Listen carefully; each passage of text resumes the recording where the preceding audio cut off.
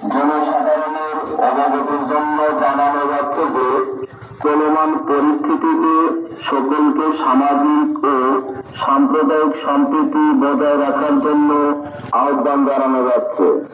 সরকারি বা বেসরকারি যে কোনো স্থাপনা বা দোকানপাট, ঘরবাড়ি ও ব্যবসা প্রতিষ্ঠান এবং সংখ্যালঘু ধর্মীয় সম্প্রদায়ের বাড়িঘর ও উপাসনালয়ে হামলা থেকে বিরত থাকার জন্য অনুরোধ জানানো যাচ্ছে।